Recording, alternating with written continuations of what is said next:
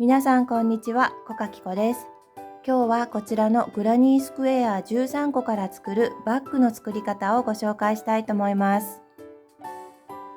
材料はこちらになります。今回私が使っていく毛糸はこちらのコットンの糸になるんですけれどもこの糸で実はもう何回か動画をアップしてるんですけれども、さすが1玉 400g の毛糸まだこんなに残ってますね。これを使って編んでいきたいと思います。私のこの糸はかぎ針がここですね。かぎ針が 4.5mm のかぎ針を使ったらいいんじゃないかなと書いてあるので、素直にそれに従って 4.5mm のかぎ針、日本でいうとこの 7.5 号ですね、こちらの針で編んでいきたいと思います。もう皆さんはお好きな毛糸、またそれに合わせたかぎ針で編んでいってください。あと必要なもの、ステッチマーカー、ハサミ、とじ針になります。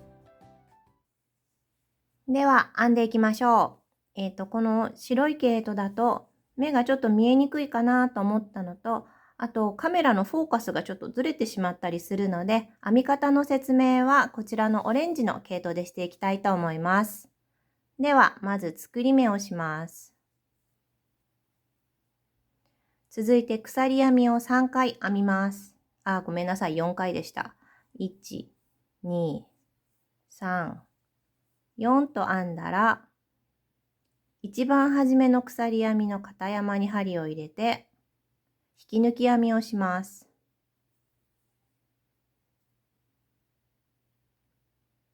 よいしょ。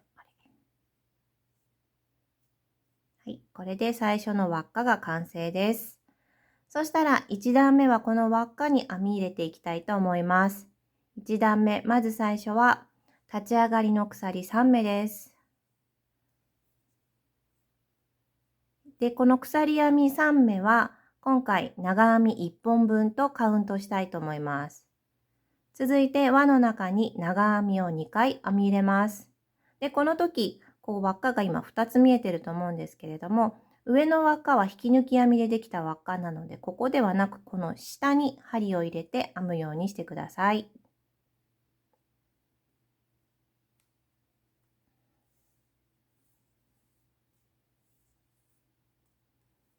長編みを1、2と2回編んだら、続いて鎖編みを1回編みます。1段目は、この最初の鎖を長編みと考えて、長編み長編み長編み鎖というのをこのセットですね。これをあと3回編んでいってください。この鎖編み1目でできた目が、こちらのグラニースクエアの角ということになります。そして編んでいくとき、この糸端ですね。これもこの輪っかと一緒に編みくるめるようにして編んでいくと、後ほど糸処理をしなくていいので楽ちんになるかなと思います。長編み3、鎖1というのを全部で4回編み終わりました。今、鎖1を編み終わったところです。そしたら、この段一番初めの、鎖3目で立ち上がったこの鎖の3番目ですね。そこに針を入れて引き抜き編みをしたいと思います。で、その鎖の3番目がどれだかいまいちわからないなという方は、この鎖の隣の長編みを見てください。この長編みの上、厳密に言うとちょっと右上みたいな感じ。ここが2番目の目になるので、その隣の目が鎖の3番目ということになります。なので、ここが2番目で、1番目の目は次の V になります。で、この V の真ん中に針を入れてもらうと、片山と裏山が拾えると思います。よいしょ。で、引き抜き編みです。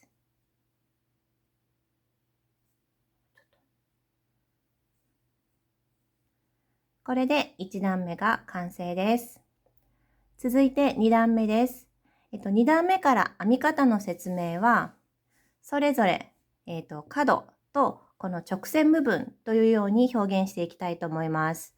今回作っていくのはスクエアなので、基本的にはこの角の編み方と直線部分の編み方の繰り返しなんですね。なので、繰り返しがわかりやすいように、角、直線と表現したいと思います。まず、立ち上がりです。立ち上がりは、鎖3目です。この鎖3目は、角の部分、鎖1で開いてるここですね。ここに編み入れたと考えたいと思います。この鎖3目は、角用の長編み1本分と考えます。で、次から直線部分の繰り返しが始まります。まず直線部分は一番初めの目。この場合ですと、これですね。この引き抜き編みをしたところに長編みを編みます。で、増し目をしたいので、この下の目ですね。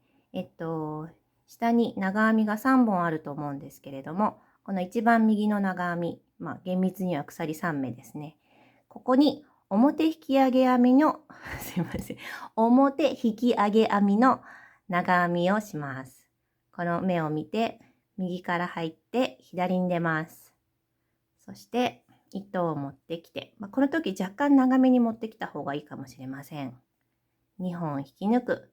2本引き抜く。そうしたら次、下の長編み3本の真ん中を見ます。この真ん中の長編みを見て、それの若干右上に長編みを1本編み入れます。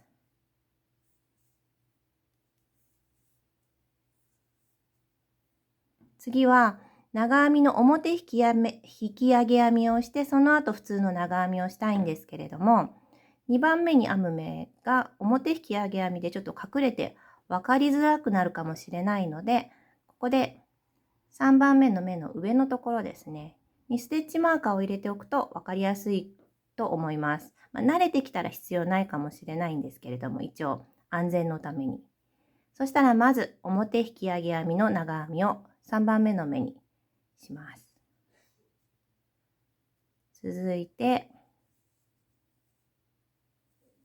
長編みを編んだら、次、ステッチマーカーを入れていた目、ちょっと後ろに編む感じですね。に針を入れて、そして長編みを編みます。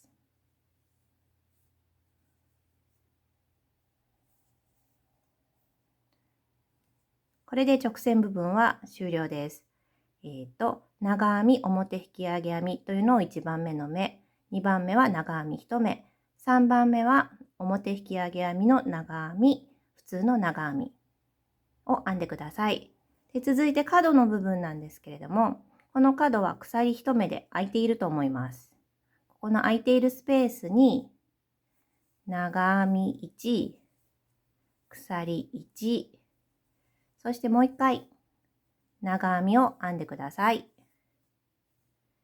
そしたらこんな感じで直線部分、角すいません。直線部分、角、直線、角、直線と編んでいってください。そして次の目の一番初めなんですけれども、もしかしたらこの角を編んだ時の長編みに隠れて少し分かりにくいかもしれないんですけれども、この角の長編みをちょっと右に押してください。そうすると、この3本の長編みのうちの一番右ですね。この右上ら辺に目が見えると思います。なので、ここから編み始めてください。最後の角に到着しました。そしたら角を編んでいきたいんですけれども、角は長編み、鎖1、長編みなんですけれども、この段最初のこの立ち上がりの鎖を長編み1本分として、この角の長編み鎖、長編みの2回目の長編みとカウントしたいと思います。なので、最後に編むのは、長編み1、鎖1のみになります。そして、ここの鎖編みの3番目の目に引き抜き編みをしたいと思います。1段目同様、ちょっとわからないなという方は、この鎖じゃなくて、ちょっと奥まっている次の長編みを見てください。この長編みの上の部分、これが2番目の目ということになるので、それのすぐ隣、この部位ですね。これが3番目の鎖になります。なので、ここの真ん中に針を入れてもらうと、よいしょ。ちょっと鎖編みなので、硬いかもしれないんですけれども、よいしょ。針を入れてもらって、片山と裏山を取って引き抜き編みです。これで2段目が完成です。続いて3段目編んでいきたいと思います。3段目はすごくシンプルに中長編みで編んでいきたいと思います。まず立ち上がり、鎖2目をします。これは角っこに編み入れた中長編み1本分と考えたいと思います。では続いて直線部分を編んでいきたいと思います。ここから直線の繰り返しが始まります。まずは最初、引き抜き編みをしたところに中長編みを2回編み入れてください。よいしょ。1回、2回と編んだら次、次の目、見失わないように気をつけてほしいんですけれども、次編み入れるのはこの目ではなくて、こちらの目になります。これを、見落とさないように気をつけてください。この奥まってる目ですね。こちらにも中長編みを編み入れます。よいしょ。で、ここから1目ずつの中長編みを5目編んでいきます。なので、1、次はこの表になってるとこの上ですね。2、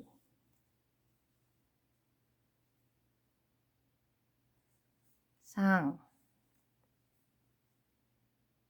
4、5と編んだら、残り1目、角っこまでに行くには残り1目になると思います。そしたらこの最後の目の上には増やし目、中長編みを2回編み入れてください。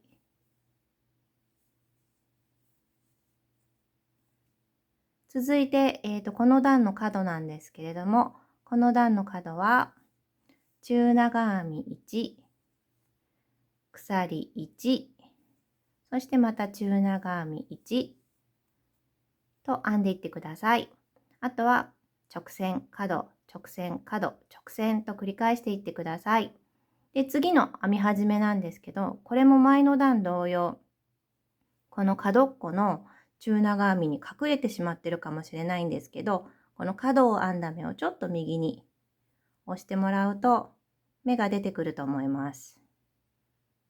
この前の段の長編みのやや右上、ここから編み始めるようにしてください。ここからまず増し目をしてと編んでいってください。最後の角に到着しました。そしたら角はもう中長編みが1本先に入っていると考えたいので、中長編みを1、鎖を1、そしてこの段初めのこの立ち上がりの目ですね。ここに針を入れたいんですけれども、立ち上がり今回は鎖2目で編んでいます。なので、本来だったら入れるのはここになるんですけれども、今まで2段目、3段目は、散々目を見て、前の段の長編みなどを見て、若干右上に針を入れると申し上げたんですけれども、次4段目は左上に入れていきたいと思います。なぜ1目ずらすかというと、ずっと、目の右上に入れていくとだんだん作品が右に寄ってきてしまうかなと思うので、バランスを良くしたいので、この段だけは前の段の目を見て、それの左側に針を入れていきたいと思います。なので、引き抜き編みをする目は鎖の中に刺すのではなくって、この次の中長編みを見てもらって、そこの右上らへんに針を入れて引き抜き編みをしたいと思います。これで3段目が完成です。続いて4段目編んでいきたいと思います。まず、鎖3目をします。これはこの角っこの長編み1本分と考えたいと思います。続いてこの引き抜き編みをしたところですね。そこに長編みを1回編み入れます。この長編みからがここの直線部分の編み方になります。長編み1、そしてこの直線の一番端っこの目、立ち上がりの鎖のところですね。ここに表引き上げ編みの長編みをします。続いて次の目はこれになるんですけれども、普通の長編みをするとき、針を入れる場所はこうなるんですけれども、今回は、筋編みでもなくて、一番奥の目っていうんですかね。中長編みを編むと、てっぺん部分には横ラインが3本あるんですね。今、1、2と見えていて、それの奥にもう1本横ラインが見えると思います。これですね。今回はこの一番後ろにある1本を拾って長編みを編んでいきたいと思います。まず見ると V の字が逆くの字になってると思うんですけれども、それの向こう側に行くと今度ひらがなのくの字状の V の字が見えると思います。それの向こう側だけを拾って編んでいきたいと思います。針に糸をかけてからこのくの字の向こう側、ちょっと見えにくいですかね。この目の向こう、ここですね。これを1本拾って長編みです。この長編みを全部で9回編んでいきたいと思います。次拾う目は向こう側を見てもらってこの目になります。拾うこと自体は簡単に針で拾えると思います。そんなきつくないはずです。こんな感じで1、2、3、4、5、6、7、8、9と編んでいきたいと思います。9目編み終わったらこの直線最後の中長編みの右上ら辺で9番目が終わると思います。今ここが角です。そしたら次、最後の目は、長編みの表引き上げ編みを編んでから普通の長編みを編みたいと思います。なので、表引き上げ編みで取る時の目はもちろんこの中長編みのボディ部分になるんですけれども、その後拾う目はここになります。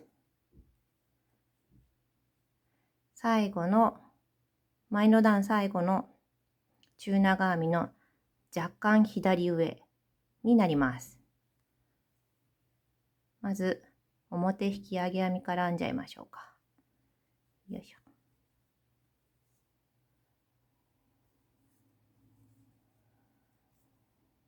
表引き上げ編みの長編みを編んでからステッチマーカーを入れておいた目、入りにくいので一回ステッチマーカー取りますね。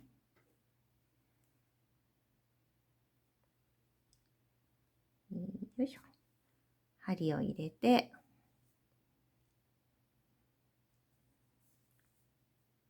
長編みを編んだら、これで直線部分の編み方は終了です。続いて角はとてもシンプルに長編み1、鎖1、長編み1を編みます。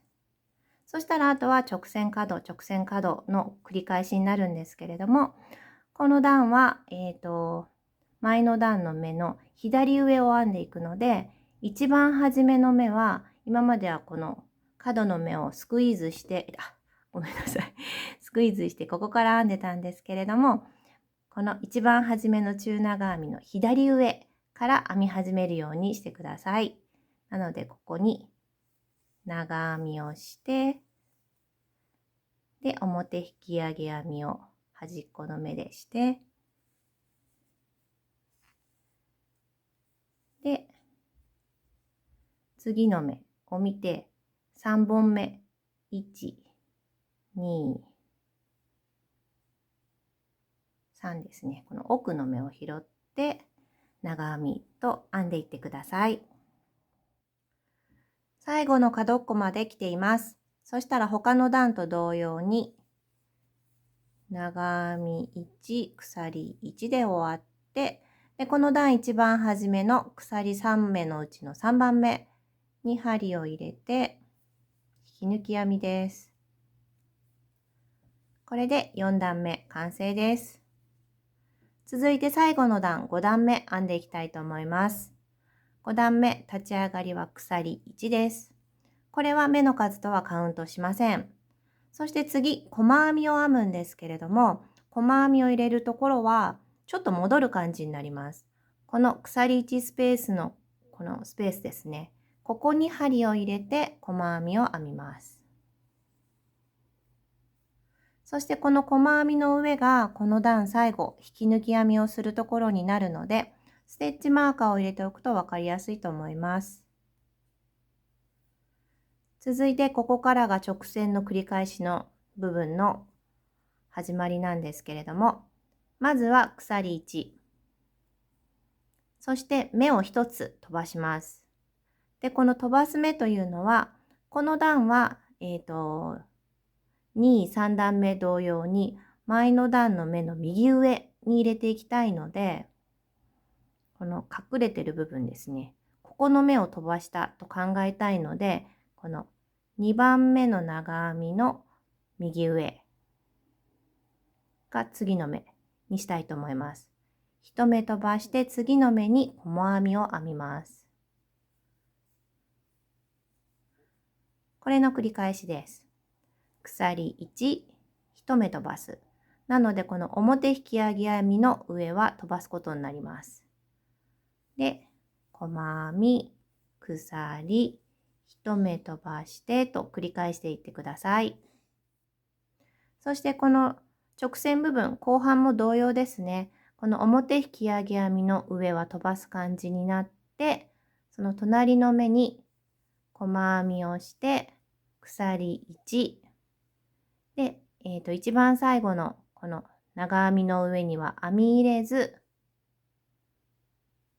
次はここの角っこになります。角っこは細編み1、鎖1、細編み1を編んでください。そしたら次の直線部分、最初鎖1をして飛ばすんですけれども、飛ばすのはこの目になります。この目を飛ばすので次はここ。次の目から細編み1、鎖1で、いつも表引き上げ編みの目は飛ばして次の目という感じで繰り返して編んでいってください。最後の角に到着です。そしたら最後の角は細編み1、鎖1と編んで、ステッチマーカーが入っているこの段一番初めの細編みの頭部分に引き抜き編みです。これでグラニースクエア1つ目完成です。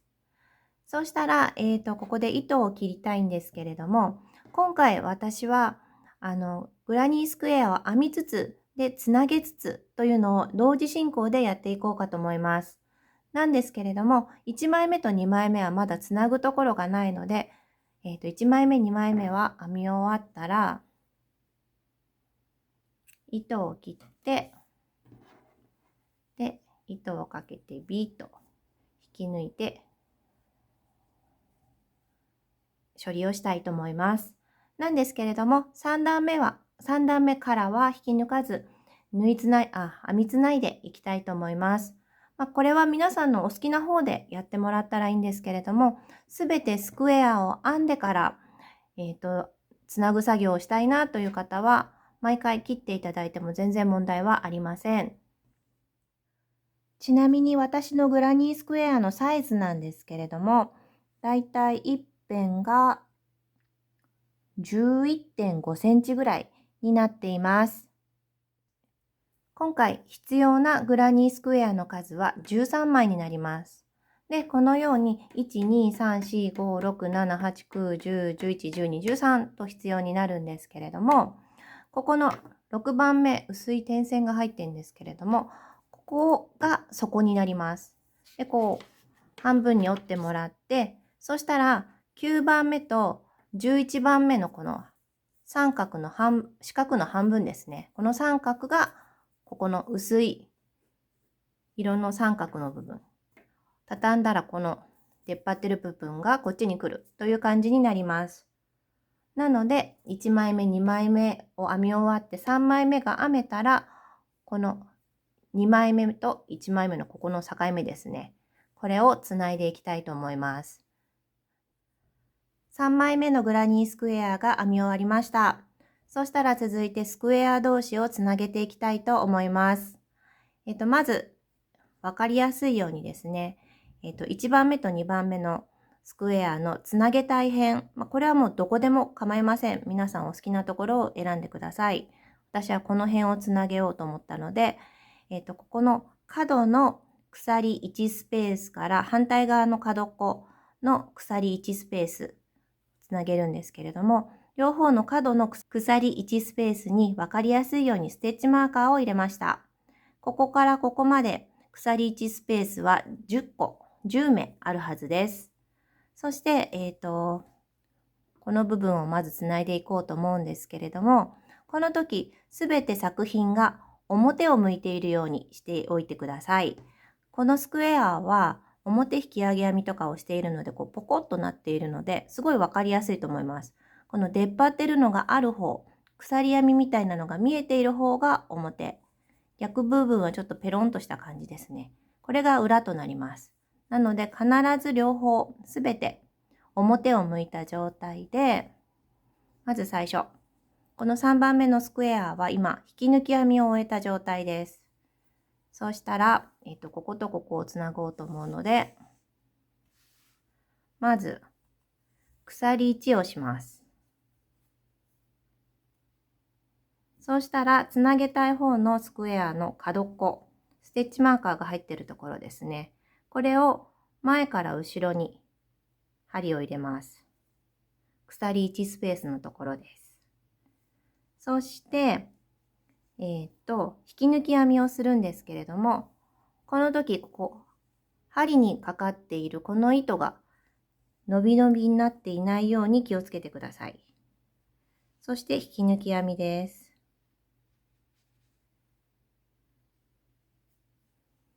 引き抜き編みをしたら鎖1。そしたら次、手前の方のスクエアの鎖1スペースに針を入れます。そして、引き抜き編み、鎖1。そしたら、向こう側のスクエアの鎖1スペースに針を上から下に入れて、で、針にかかっている糸が緩みすぎていないように気をつけながら引き抜き編み。よいしょ。鎖1というのを繰り返していってください。こうジグザグジグザグにそれぞれ鎖1のスペースに引き抜き編み鎖1、引き抜き編み鎖1と繰り返していってください。反対側の角っこまで編み終わりました。そしたら私の場合は編み終わりが今向こう側、こっち側ですね、の角になっています。そしたら次、これは糸端。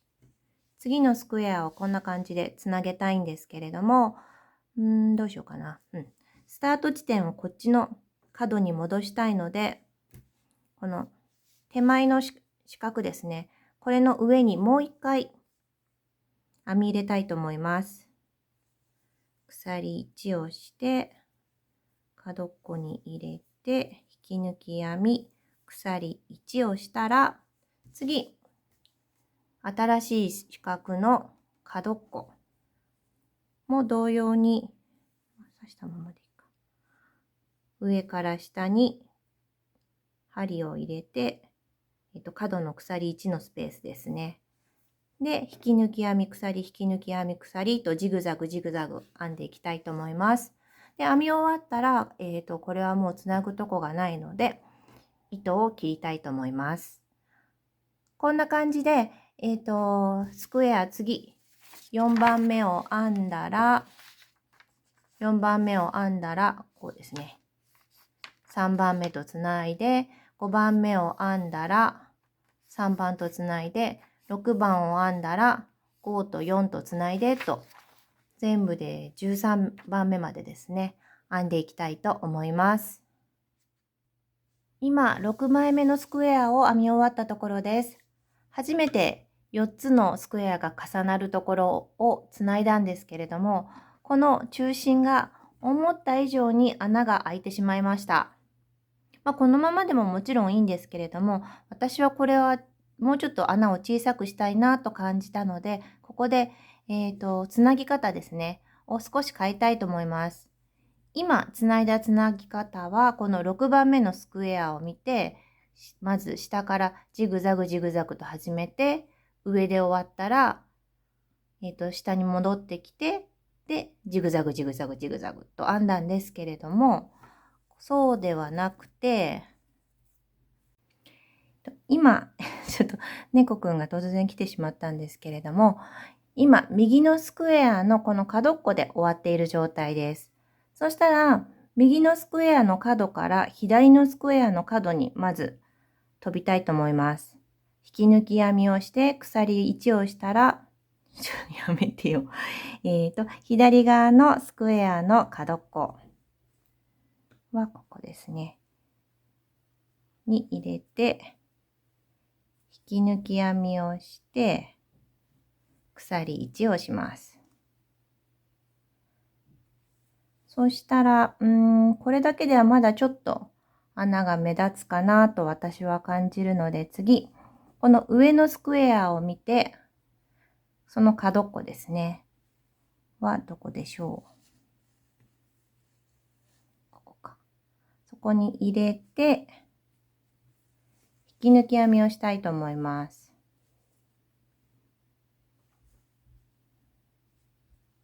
そして、ちょっと糸が遠くなってしまうんですけれども、鎖1をして、そしたらこの手前のスクエアのてっぺんに戻ってきたいと思います。引き抜き編みをして、鎖1。そしたらここから通常と言いますか、この今、ここの四角の上に来てるので、次は、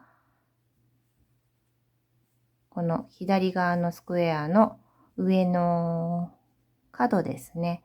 に行って、ジグザグジグザグジグザグとしたら、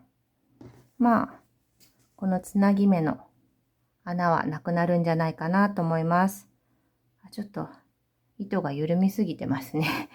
もう一回やり直して、同じような編み方なんですけど、糸の強さ、テンションですね。気をつけながら編んで、ジグザグといきたいと思います。画面には入りきれていないんですけれども、スクエア13枚すべて編み終わって、縫いつなげ、編みつなげ終わりました。今13番目のスクエアがこれだったんですけれども、ここをつないで、糸をまだ切っていない状態です。糸は切らずにこのまんまこの糸をつないで次のつなげ作業に入りたいと思います。そしたら次、カバン状にしていくんですけれども、上から数えて6番目ですね。このスクエアがカバンの底になります。なのでこれを半分に折ってパタンと半分にします。そうすると同じ白同士だからちょっと分かりにくいんですけれども、こう出っ張ってるここのところですねをパタンと折ればカバンの形が出来上がるようになると思います。すいません、ちょっと猫くんが来てしまいましたけれども、そうしたらこのつないでいるまだ糸玉とつながっているところですねここがこの端っこに来ると思います。そうしたら、他のとこ同様ジグザグ編みで、こう、ちょうど縫うところもジグザグですね。ジグザグジグとつなげて糸を切ってもらって、そして反対側は下からジグザグジグとつなげていってください。そして、1点注意点はこのジグザグ編みは表側のみにこのジグザグが出るので、縫いつなげるとき、編みつなげるときですね、作品は表を向いている状態でつなげるようにしてください。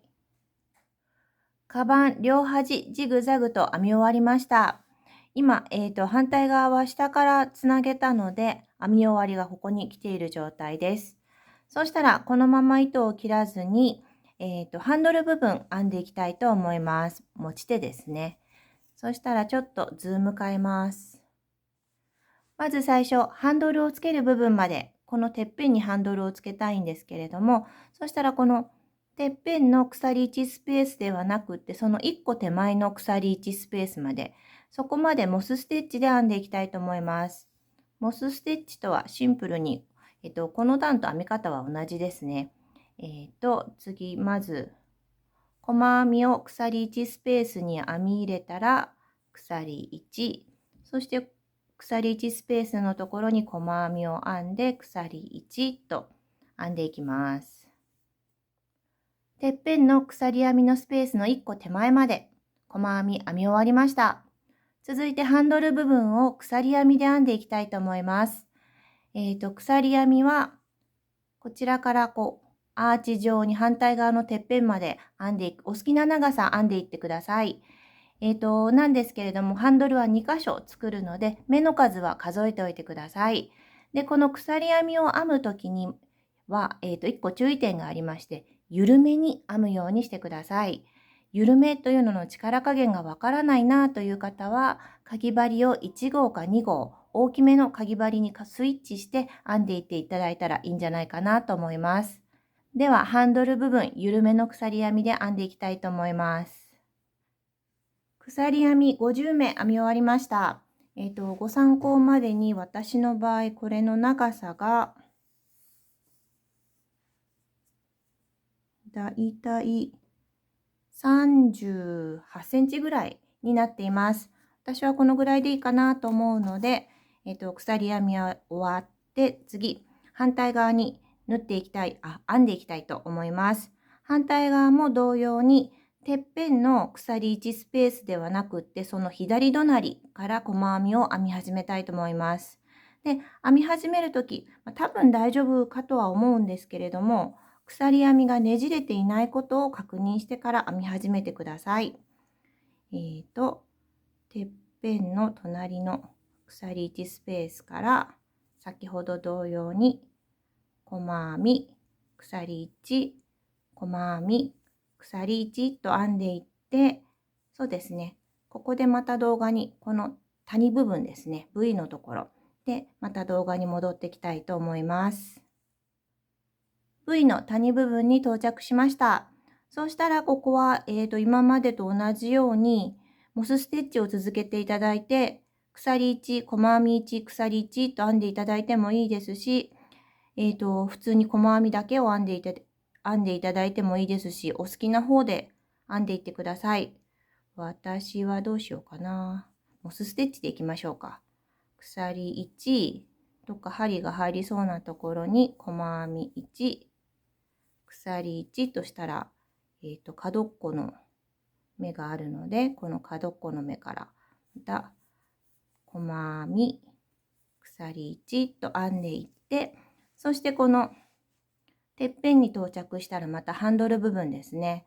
鎖編み、私の場合は先ほどと同じ目の数なので50目編んで飛ばして、で、モスステッチをこのてっぺんの隣の目から編んでいって、で、最後ここのジョイント部分は同じくモスステッチを1回入れて編んでいきたいと思います。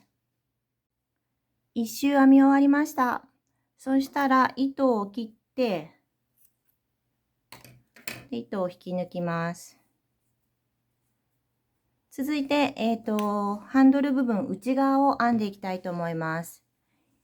今編んだところが、編んでない部分ですね。この V の谷間を編んで、もう一回鎖を編みたいと思います。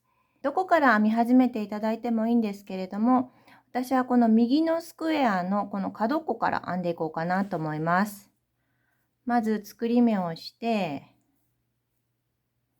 そしてこの角っこの鎖1スペースに針を入れて引き抜き編みです。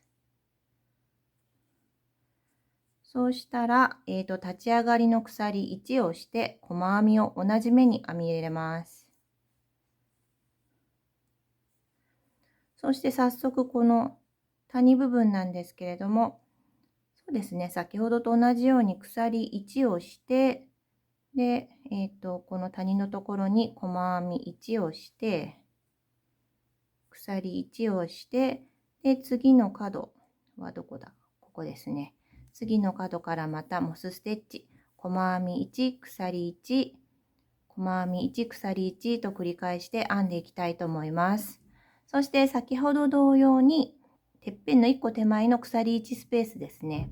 ここに細編みを編んだら、今度鎖同じ数なので、50目を編んで飛ばして、戻ってきて、そして、てっぺんのこの左隣ですね。ここに、ここからまたモスステッチを編んでいきたいと思います。で、一周編み終わったら、ここで引き抜き編みをして、糸を切って終了ということになります。ハンドル鎖2本ずつ編み終わりました。シンプルにいきたい方はもうこれで終了にしてもいいんじゃないかなと思うんですけれども、私はここでもう一編みしたいと思います。ここからこの鎖2本の間にまたジグザグ編みを編んでいきたいと思います。なんですけれども、思った以上にこのスタート地点のこの幅ですね、が広かったので、最初のそうですね、3目ぐらいですかね、はジグザグと、このつないでた時は鎖1をしたんですけれども、鎖2をして編んでいきたいと思います。ちょっとズーム変えます。まず最初は作り目をします。そして、鎖、どちらも内側が裏山が来るようになっていると思います。表側はこう V が見えている感じですね。で、それをパタッとしてもらったら真ん中にポコポコポコポコっと山があると思います。今回はその裏山、このポコポコを拾ってそれぞれジグザグ編んでいきたいと思います。まず一番初めの裏山に白くて見えないかな。針を入れて引き抜き編みをします。そしてちょっとここの幅が広かったので、最初の3目は私は鎖2目でジグザグを編みたいと思います。なので、1、2、すいません。1、2と鎖を編んだら次、反対側の鎖編みの1番目の裏山ですね。そこに針を入れて、上から下に入れた方がいいのかな。まあ、どっちでも大丈夫だと思いますけれども、針を入れて、で、引き抜き編みをします。よいしょ。そしたら、鎖2をして、今度また手前の鎖の2番目の裏山。先ほど入れたのが伸びちゃってますね。ここなんですけれども、その次の裏山。ここですね。に、針を入れて、引き抜き編みをします。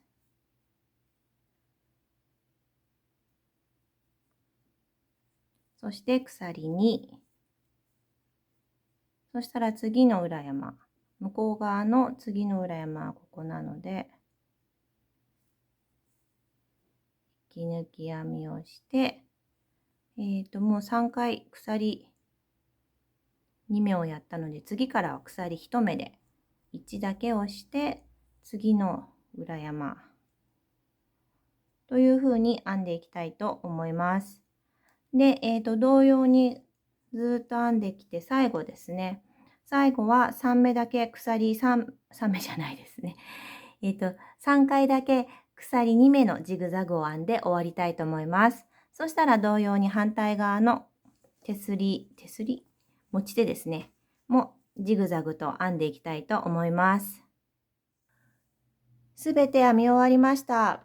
ハンドル部分のジグザグ編みの模様はこんな感じになっていて、伸びなくてしっかりしています。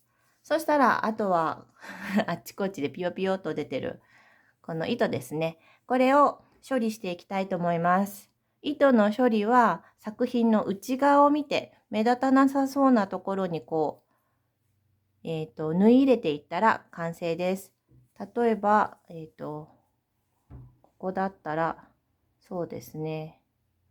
ここら辺はかなり適当なんですけれども、何目か入れて、で、糸を通して引き抜く。で、ハサミで切ったら完成といった感じです。画面には入りきれていないんですけれども、バッグ完成しました。で、サイズの方なんですけれども、横幅がだいたい33センチで、縦、このハンドルからそこまでが32センチぐらいになっています。まあ、大きすぎず小さすぎずちょうどいいサイズのバッグができたなと思っています。で、私の場合はこれはコットン 100% なので、途中でもしかしたらまた紅茶を使ってですかね、何を使ってかわからないんですけれども、染めるかもしれません。はい。もしよろしければ、高評価ボタン、そしてチャンネル登録よろしくお願いします。では、ありがとうございました。バイバーイ。